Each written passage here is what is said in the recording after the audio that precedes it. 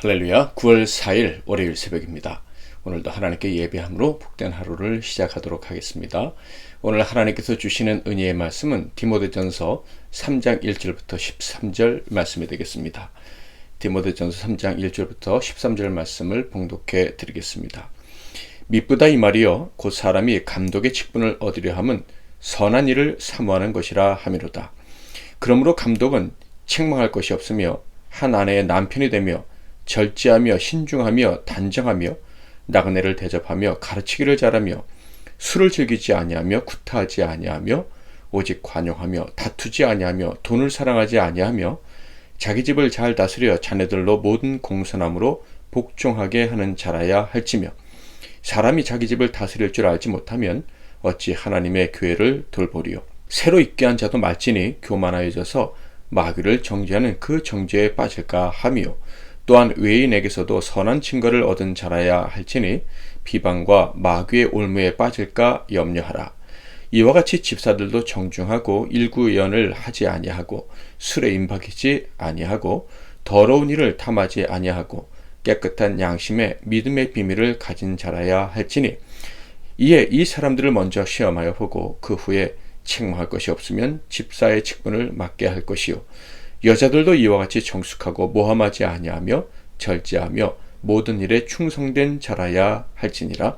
집사들은 한 아내의 남편이 되어 자녀와 자기 집을 잘 다스리는 자일지니 집사의 직분을 잘한 자들은 아름다운 지혜와 그리스도 예수 안에 있는 믿음의 큰 담력을 얻느니라. 아멘. 오늘은 직분자의 자격과 주어질 보상, 직분자의 자격과 주어질 보상이라는 제목으로 하나님 말씀을 상고하겠습니다. 오늘 본문 말씀은 감독, 집사, 그리고 여성 사역자들에게 필요한 자격 조건에 대해서 사도 바울이 가르쳐 주신 내용입니다. 그러니까 사도 바울이 디모데에게 교회 직분자들을 세우려면 이런 자격 조건을 갖춘 자들을 세워야 된다라고 가르친 내용이라는 것이죠. 그렇다면 당시에는 어떤 직분들이 있었을까요? 오늘 본문에 등장하는 직분은 감독, 그리고 집사, 그리고 여자들이라는 세 개의 직분이 등장을 합니다. 먼저 여기서 감독이라고 하면 목회자들을 말하는 거예요. 자, 그런데 사도 바울 당시에는 이 목회자를 감독이라 부를 때도 있었고 장로라 부를 때도 있었습니다. 장로는 가르치는 사역에 비중을 두었을 때 장로라고 하고요. 그리고 다스리고 돌보는 일에 비중을 두었을 때는 감독이라고 불렀다라고 할 수가 있겠습니다. 그러니까 감독은 돌봄의 역할을 좀 더 강조할 때 감독이라 불렀다라는 거예요. 집사는요, 목회자가 하는 일 외에 다른 일들로 교회를 섬기는 사람들을 이야기하는 것입니다. 당연히 이들도 사역자라고 부르는 거예요. 스데반 집사와 같은 사람들이 바로 이런 분들이죠. 또 여자들은 어떤 사람들을 말하는 것일까라고 할 때 여러 가지 견해가 있는데 그 중에 하나는 여자 집사들일 것이다. 또 다른 견해는 장로와 남자 집사들의 아내일 것이다 라고 이야기하기도 합니다.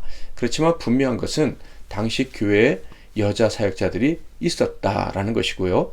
당연히 여자들의 사역이 필요했었기 때문에 그래서 여기서 말하는 여자들은 여성으로서 교회 봉사하는 사람들을 일컫는 것이다 라고 할 수가 있겠습니다. 자, 그렇다면 사역자들의 자격 조건은 어떠한 것인가? 오늘 말씀을 얼핏 읽어보면 감독, 장로, 그리고 집사와 여집사 간에는 자격 조건이 차이가 많이 있을 것 같다라고 생각을 할 수가 있습니다. 그러나 실제로는 거의 비슷하다는 것을 알 수가 있어요. 자, 그 증거가 무엇이냐면 먼저 1절과 8절에 있습니다. 1절 그리고 8절을 읽어보겠습니다.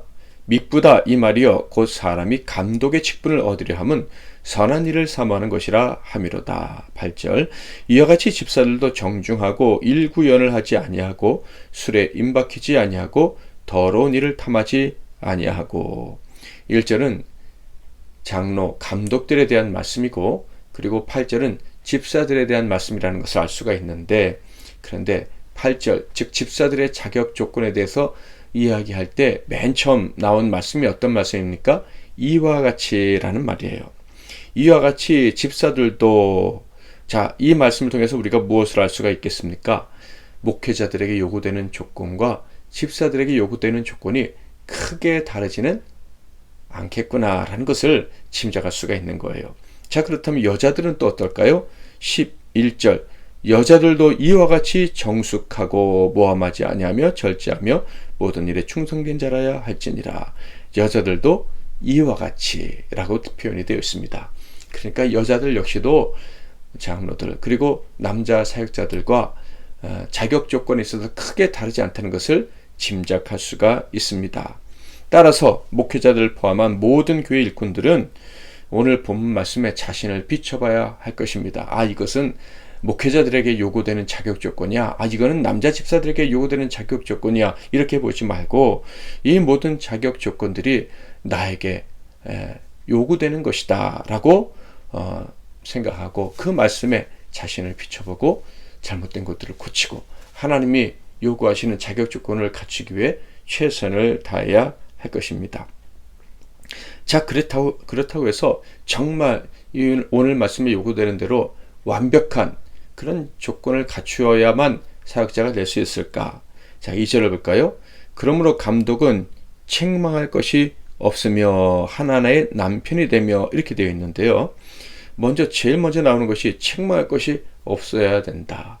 자, 그런데 책망할 것이 없는 사람이 세상에 존재할 수 있을까요? 사람들은 책망할 것이 없다고 말해도 자기 자신을 돌아보면 정말 부끄러운 것이 한두 가지가 아닐 거예요. 그럼에도 불구하고 책망할 것이 없어야 된다라고 말씀하고 있습니다. 이것은요, 외인들이 볼 때 비난할 것이 없는 사람이어야 된다라는 의미입니다. 자기 스스로 돌아본다면 완전할 수가 없어요. 그러니까 하나님이 완전한 것을 요구한다라고 생각하지 마시고 단지 정말 적어도 사람 앞에서는 부끄럽지 않도록 최선을 다하는 사람이 되어야 된다라고 보시면 되겠습니다. 즉 완전해지기 위해서 최선을 다하는 사람이어야 된다. 주님이 주시는 이 자격 조건을 갖추기 위해서 최선을 다해 노력하는 사람이어야 된다. 그래서 10절에 보면 이에 이 사람들을 먼저 시험하여 보고 그 후에 책망할 것이 없으면 집사의 직분을 맡게 할 것이요. 시험하라고 이야기를 합니다. 그러니까 처음 딱 봤을 때 완전하구나 이렇게 알 수 있는 게 아니라는 것이죠.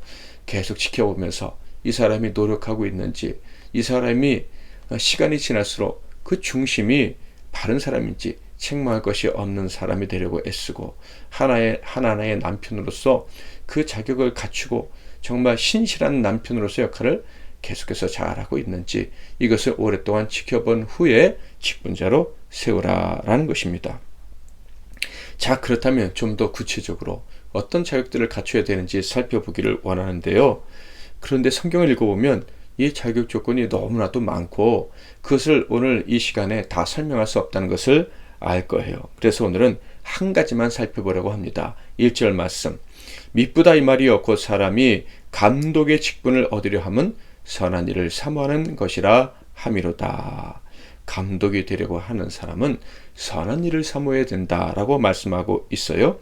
자, 그런데 선한 일을 사모하는 사람은 목회자여야만 할까요? 아니죠. 당연히 일반 사역자들도 선한 일을 사모해야 합니다. 그 증거가 스데반이에요. 그렇다면 선한 일을 사모하는 것이 어떤 것입니까? 선한 일은요, 당연히 개인의 유익이 아니라 교회의 유익, 교회 공동체의 이익을 더 우선시하는 것을 이야기를 합니다. 그런데 거기다가 그것을 사모한대요. 내 이익이 아니라 교회의 이익, 교회의 유익을 사모한다. 오랫동안 열망한다. 이런 뜻이에요. 오랫동안 내가 아니라 교회가 더 잘 되기를 원하는 마음이 유지되는 사람, 그 사람이 바로 감독이 될 수 있고 교회의 일꾼이 될 수 있다라는 거예요. 사모한다라고 할 때 이건 강력한 열정, 열망을 이야기를 말합니다. 그러니까 오랫동안 나는 정말 교회를 위해 일하고 싶어. 하나님의 교회를 온전히 세우고 성도들을 세우는 일을 위해 내 자신을 드리고 싶어. 이런 열망이 있을 때 사역자로 세운다라는 거예요. 그런데 이 열망이 낭만적인 것이 아니에요. 당시에는 이 열망을 갖는다는 것은 결코 쉬운 일이 아니었습니다. 왜냐하면 당시 교회는 어려운 일들이 많았기 때문입니다. 밖으로부터의 박해가 심했고요. 안으로부터는 이단의 공격이 많았습니다.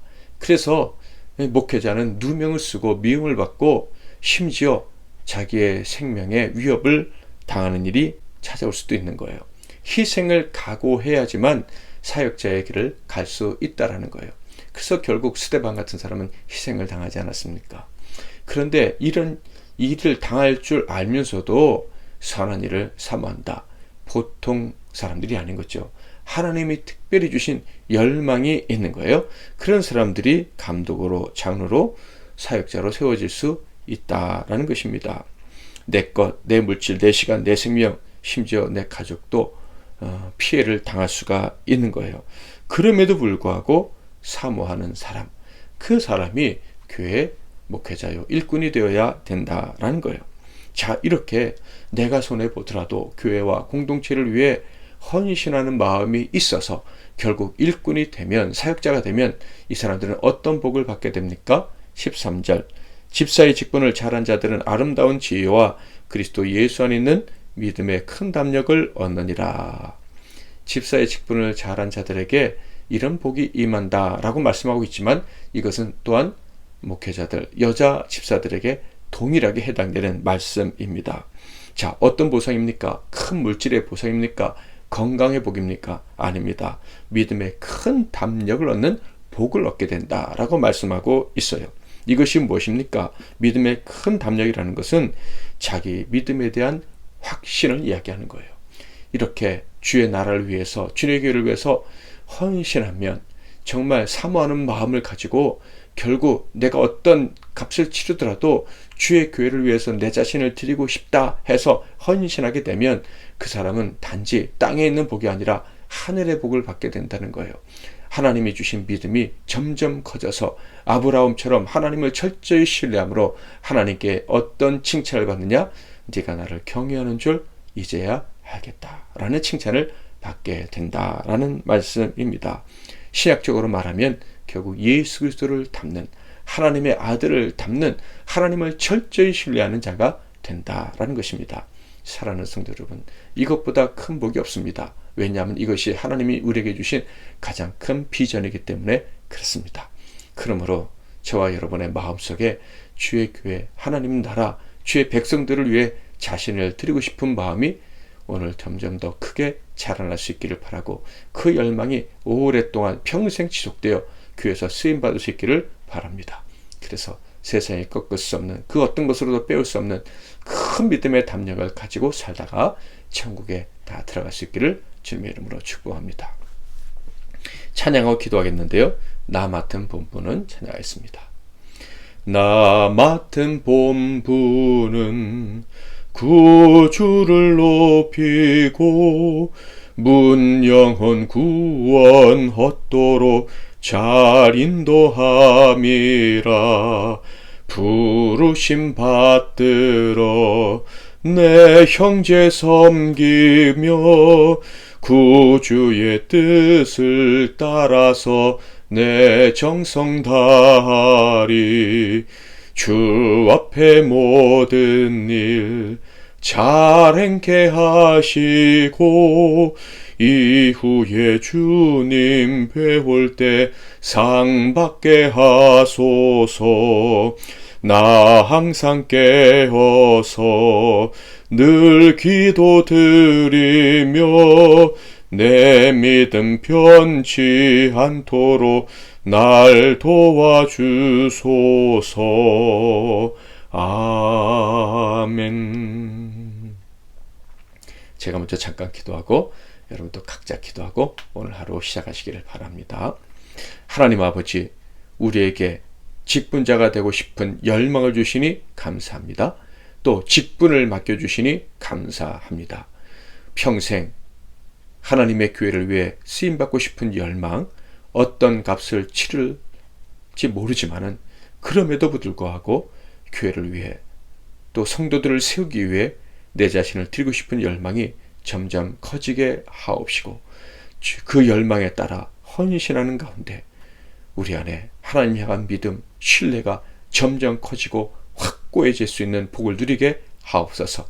그래서 이제야 네가 나를 경외하는 줄 알겠다 라는 하나님의 칭찬, 네가 내 아들 예수를 닮았구나, 내가 너에게 준 뜻이 이루어졌구나 라는 칭찬을 받는 우리 모두가 되게 하옵소서.